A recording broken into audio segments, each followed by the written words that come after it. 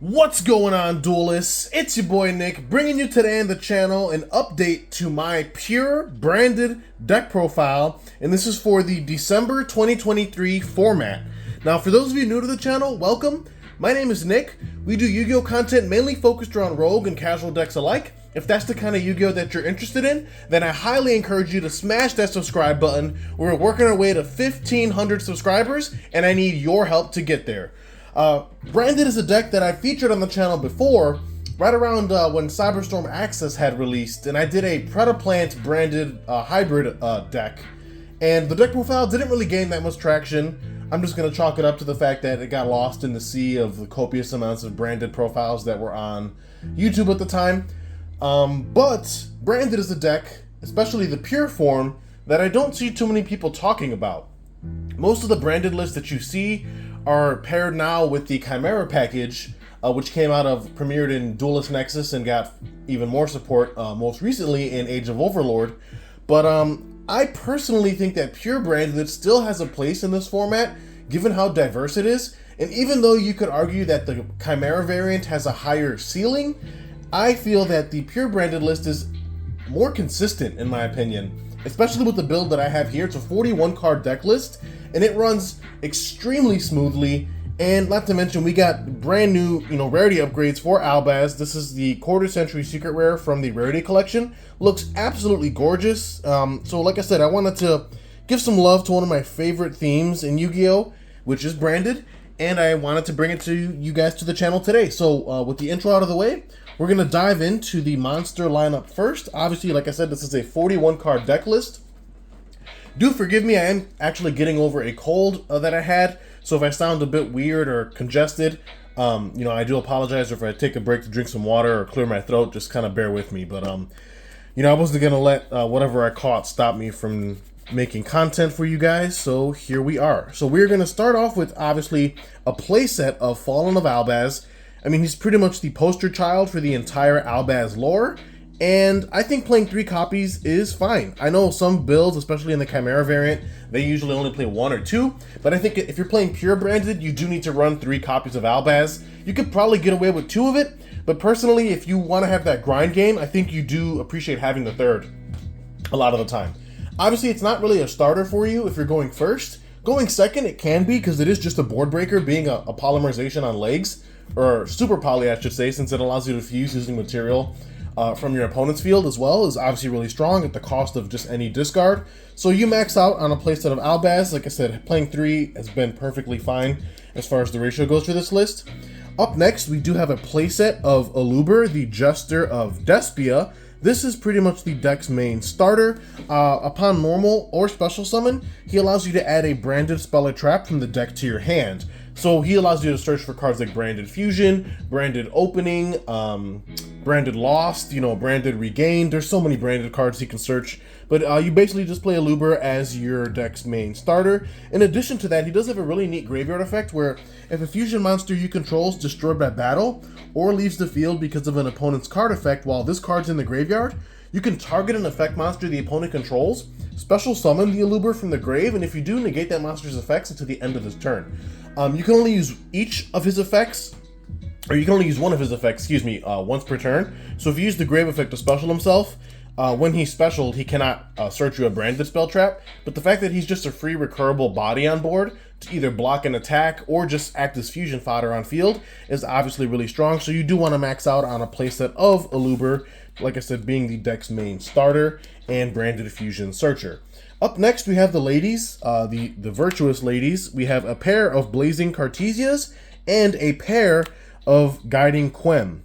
Quem obviously skyrocketed in price recently due to the Joshua Smith success at YCS Bologna, given that he was playing Runic Bestial. Quem, I think, is an amazing card, especially in pure branded. She functions as like a secondary starter for you. If you don't have Aluber, starting with Quem, the combos that she's able to pull off are just as good, in my honest opinion. And there are even combos that Quem helps you play through Ash with, which obviously when I do a combos and test stands video, if you guys want that sort of thing, chime down in the comments below. I can definitely show you the really amazing combos that Quem can produce. And then Cartesia, just being a free extender, basically, if there's an Albaz on the field or graveyard, she specials herself, and then allows you to also fusion summon as well during the main phase as a quick effect, is really, really cool. Just giving you additional ways to fuse in this deck is really nice. And the fact that if a fusion monster was sent to graveyard, that turn, during the end phase, the Cartesia adds herself from grave back to your hand, just giving you that free recursion at absolutely no cost. So it's just, you constantly have plenty of resources to continue grinding with. So both Blazing Cartesia and both Guiding Quem I think are mandatory staples in Branded at this point, whether you're playing Pure or the Chimera variant. I've seen a lot of lists play 1 Quem. Personally, I think playing 2 is perfect. I mean, I can't count how many times the second Quem has saved my butt in the middle of a duel. And like I said, the combos that she enables are just so strong. You know, being able to foolish any Albaz related card or card that mentions Albaz on summon is huge. And the fact that she can also, if a monster leaves the extra deck as a trigger effect, she can target a Fallen of Albaz or a monster that mentions him in the graveyard and special summon it. So she can, like, if your opponent like link summons or synchro summons, fusions, whatever, you can chain Quem in response at resolution of summon, target like an Albaz in grave, summon the Albaz, and then now you can go Albaz effect diffuse with their card they just summoned to make a free Mirror Jade, for example. So like, same thing with Cartesia, you know, she mentions Albaz in the text, so Quem can bring her back, and then you can use Cartesia and Quem to fuse into stuff on the opponent's turn. It's just really strong. So playing both of the Virtuous pair at 2 is really strong in my honest opinion. Up next, we have the Bestial package, 1 Bestial Lubellian, followed by 1 Magnamut and 1 Saronir. This is, I think, a perfect ratio for a pure branded deck list. The 1 Lubellian's all you need just to resolve that branded fusion as your light target to dump. Obviously, Magnamut's really strong as not only a hand trap of sorts, but also a searcher, more consistency to help get you more dragons to your hand from the deck or graveyard at end phase. And then Saronir is another combo piece for this deck. Obviously, when he's sent to the graveyard, him being able to foolish branded spell traps is obviously really strong as well. So I think having, you know, these this ratio of Bestials in the main board is perfectly fine, even if you're not banishing your opponent's light and darks. You know, if depending on the matchup, you know, you don't have a problem banishing your own lights and darks in this deck because some of the cards you do banish actually do have trigger effects, which is really cool. Up next, we do have the 1 Albion the Shrouded. This card is mandatory staples, a 1 of. I'm not too sure if the Chimera variants run this card, but on a pure branded, it's definitely a mandatory 1 of. Not only is he an additional Albaz name on field or graveyard, but him just allowing you to dig deeper into your deck, and also can revive himself from the graveyard is very crucial at certain points as well. 1 Ad Libitum. Ad Libitum was a card I thought about cutting, but we do still play Dragostapelia in the extra deck, so I think having 1 Ad Lib for the branded and red combos, I think worth it in my honest opinion. Ad Lib, you know, being able to, if used as fusion material from the hand or field, allowing you to revive any fusion monster that's banished during the graveyard is very strong. Or I think any monster, if I'm not mistaken. Yeah, exactly. So we still do play the 1 Ad Lib, obviously very strong in that regard. New to the deck, though, is 1 Dogmatica Maximus. Now, one of the biggest things that I think why the Chimera version of Branded took off was the simple fact that Branded, as we all know by now, loses to Ash Blossom, a hand trap that's very popular in this format. And if they Ash Branded Fusion, you usually just, you know, scooped it up, GG, no re. Pretty much right there. Branded, obviously, you know, dies to that hand trap depending on the hands. And I think that's why the Chimera variant took off, because it gave them something to fall back on in the event that Branded Fusion was actually ashed. Because they could just go down the Chimera combo with Mirror Sword Knight, and if they ash Branded Fusion, they can't ash that. Obviously. But with this pure deck list, I found a way to play through Ash using a spell card, which we'll talk about when we get to these spells. But we are playing Dogmatica Maximus in this deck as a 1 of. Not only is it a very good extender to help you play through cards like Ash, Droll, whatnot, but also because you can search it off of the spell in question, which we'll talk about very shortly. But 1 copy of Maximus is all you need. Moving on, we do play the 1 Mercurier, obviously, and then we round out the monster lineup with a playset of Nibiru the Primal Being. I think just as a very good hand trap this format, there's a lot of decks that do get punished by Nib. Some decks, it even just ends their turns outright. Also, it's just a free light target as well. You can always fuse with it if need be, giving them the nib token and then using Albaz to fuse with the token to make either an Albion, for example, is very strong as well. So just very good synergy there. But now we're moving into the spell cards, of which we do max out on a playset of Branded Fusion. So glad that this card finally got the ulti treatment. Like I said, as a longtime Branded fan, I just think this card looks absolutely gorgeous in Ultimate Rare. And yeah, there's really not much else to say about that. If you're playing Branded, obviously you know you need to play 3 Branded Fusion. Letting you fuse using material from deck is just way, way too powerful. Up next is a playset of Branded Opening. This card is, think of this card like Emergency Teleport, but either it gets you into a Luber or gets you into Quem. Since keep in mind, something that a lot of people do tend to forget, Quem is treated as not only a Despia, but also a Dogmatica monster as well. So Branded Opening, you discard a card, not for cost. The discard is part of this card's effect, which I think is very interesting.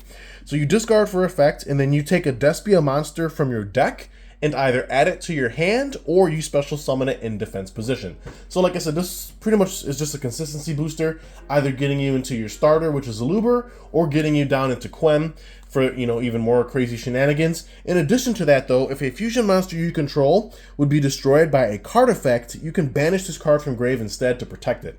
So the fact that Branded Opening does have that clause is really, really cool, in my personal opinion. Just added, you know, insurance on the end boards you often create. Up next, 1 copy of Branded Lost. Think of this like Magical Meltdown. It prevents your opponent from negating the activations of your cards and effects that would attempt to fusion summon. In addition to that, when a fusion monster is fusion summoned, you can add a Fallen of Albaz or a monster that mentions it from the deck to your hand. So again, Branded Lost is a perfect one of, allowing you to search for cards like Quem. It allows you to search for cards like Cartesia. You could grab Tri-Brigade Mercurier, Albion the Shrouded. There's so many different targets you can grab with Lost. And again, just being able to generate even more advantage every time you're fusion summoning is really, really strong for this deck. Then we play 1 copy of Branded Regained. Obviously, you guys saw how powerful this card is in Joshua Schmidt's deck. We do play the Bestial package, so playing 1 Branded Regained just makes sense. You know, being able to like put banish Lights and Darks back in either player's deck to draw free cards is really nice. And then also being able to revive your Bestials from the graveyard whenever your opponent no more special summons is obviously very strong as well. And then to round out the last Branded specific spell we play is 1 Branded in Red, obviously. Very strong card, allowing you to basically fusion summon on your opponent's turn, and plays a crucial role in how this deck does play through Ash on Branded Fusion. So those are the 3 one-ofs for the Branded spell traps. Now, again, we talked about how badly it sucks when Branded Fusion does get ashed. This is effectively our solution to that, though. Nadir Servant. Now, this card is extremely powerful, and the reason why is the fact that it can search Quem. Because Quem, like I said, is not only a Despia monster, but she's also treated as a Dogmatica as well. Something that I think a lot of people tend to forget. So Nadir Servant states that you can send a monster from your extra deck to the graveyard to then add a Dogmatica monster or a Fallen of Albaz from your deck or graveyard to your hand that has attack less than or equal to the sent monsters in the grave. Also, for the rest of this turn, after this card resolves, you cannot special summon monsters from the extra deck. So yes, I'm well aware that this card locks you out of the extra deck, which seems very counterproductive in a deck like Branded. However, something that you have to realize is that if they do Ash your Branded Fusion, playing this card as a follow-up basically plays through Ash because you just get to your Mirror Jade on the opponent's turn. Again, with a combo that I can showcase you guys in a Combos and Test Hands video if you guys would like one. Chime down in the comments below. But Nadir Servant is just huge. The fact that it can search for Quem specifically, even if you don't open, you know, Branded Fusion or access to it, Nadir Servant alone is a 1-card combo to basically get you to a Mirror Jade on the opponent's turn, which is absolutely huge. And like I said, that's one of the biggest problems with this deck was the fact that it always died to Ash. This card completely fixes that problem, and I honestly don't have any complaints with it whatsoever.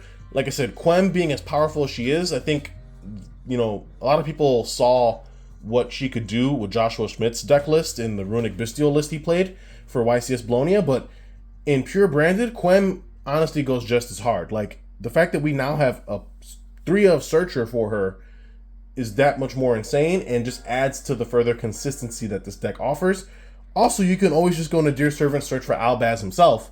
You know, that's never a bad play either. Like, there's a lot you can do with Nadir Servant, and like I said, it's part of the reason why I wanted to rebuild this deck for the new format.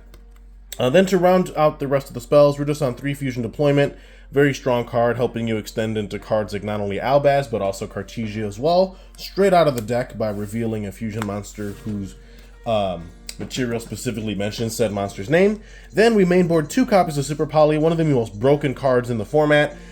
This card just wins games. I mean, the fact that there's no counterplay to this. It is very unfortunate that it's what we call spell speed 4, because, you know, neither player can respond to this card's activation, which is very annoying. And, you know, if you get Super Poly, it feels really bad, because it's not like you could have played, you know, better or had done something differently. Like, so many people lose to this card. Honestly, I don't know why it's still legal in this game, but the fact that it is, obviously we're going to use it in this deck because, like I said, it just goes really hard and helps us break boards. And then for the last spells, just the 1 Call by the Grave. Obviously, we want to play through as many hand traps as possible. And then to round out the deck list, we just play 3 traps. Again, this is a 41 card main, but we mainboard 2 copies of Branded Retribution. Now, this seems a little unconventional. Most decks only play 1. The reason why we play 2 of this card is because it does combo quite nicely with Dogmatica Maximus, which again, we can also search off Nadir Servant as well, given that it's a Dogmatica card. But, you know, we can just recycle our resources and help give this deck additional long game, you know, and help it grind even harder. I think, you know, Retribution not only being a negation for cards that would attempt a special summon, but also cycling back your fusions back into the extra deck is huge. In addition to that, you can banish it from grave to also recover any branded spell trap in the graveyard back to your hand. So you can, you know, recycle branded fusions, recycle branded and reds. Just very, very optimized and very strong. So I think playing it at 2 makes sense. And then to round out the last card in the main is just the 1 copy of Branded Beast. You know, we can always grab this off of the Bestial Lubellion, just so we have even more disruption when we end our turn. So that rounds out the 41 card main deck. Now we're going to jump into the extra deck, of which we do play 2 copies of Mirajade the Iceblade Dragon. Pretty much hands down the best Albaz fusion, in what you're striving to usually end towards. You know, the non-target banish is huge. The cost that you pay for this card isn't even cost, because the fusions you're sending to the graveyard all just generate you more advantage in the end phase, which is crazy. And then also, if the opponent makes this card leaves the field while it's under our control, we just nuke their board at end phase. It's very, very strong. One of my favorite archetypal boss monsters I think I've seen in recent memory. Then we follow that up with 2 copies of Albion the Branded Dragon, crucial for our combos when Branded Fusion does resolve. Also a very good dump target off of cards like Mirajade's Effect. So overall, a very, very great card, just requiring Albaz and a light monster. Then we do play the 1 Lubellion, the Searing Dragon, requiring Albaz and a dark, you know, allowing you to extend your fusion plays by shuffling fusion material back to fuse again is obviously really cool. Then we do play 1 Albion, the Sanctifier, 1 Titaniclad, the Ash, and 1 Brigand, the Glory Dragon as some of our additional Albaz targets.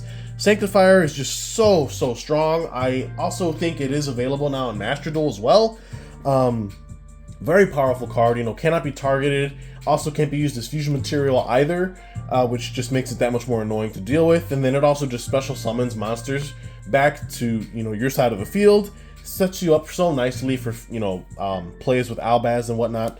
Then obviously we have Titaniclad, a very strong monster as well, unaffected by your opponent's monster effects, and also gets very, very large. And then in the end phase, if it's sent to the graveyard, it can either add to your hand or special Albaz or a Dogmatica, which is very strong. And then obviously we do have the Brigand as well. And then during the end phase, not only can it either add to hand or special Albaz, but it can add to hand or special a Tri-Brigade, basically being our searcher for Mercurier, which is very strong as well. Then for our non-branded fusion monsters, we do play the 1 Grand Guganol, 1 Quiritis, 1 Dragostapelia, as some of you know, our more generic fusion monsters, followed by 1 Guardian Chimera as well. Obviously, all these cards are insane in their own regard. Guganol obviously is very crucial for combos with Cartesia, and then Quiritis is obviously a card we can just cheat out through Guganol's effect, and Stapelia is nice since we do play the ad-lib combo, and Guardian Chimera is obviously just another really strong extra deck resource as well. And then for our super poly targets, we do play 1 Mud Dragon and 1 Garua. Pretty standard since we are mainboarding 2 copies of super polymerization. You want to be able to have fusion monsters you can make with those.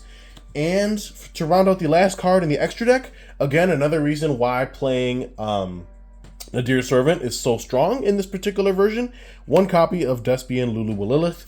This synchro monster is absolutely cracked, and why I feel like when we get ashed on a branded fusion, we really don't care. Because as long as we have Nadir Servant, we can just go Nadir, dump Lulu, search out Quem, normal summon Quem, dump Albaz, then in end phase we go Lulu effect to then special Cartesia straight out of our deck, and we pretty much go full combo on the opponent's turn. And Ash basically did nothing, which is obviously really cracked. So 1 copy of the Lulu Lilith. Also, we can hard make this actually, since Cartesia and Quem are tuner monsters.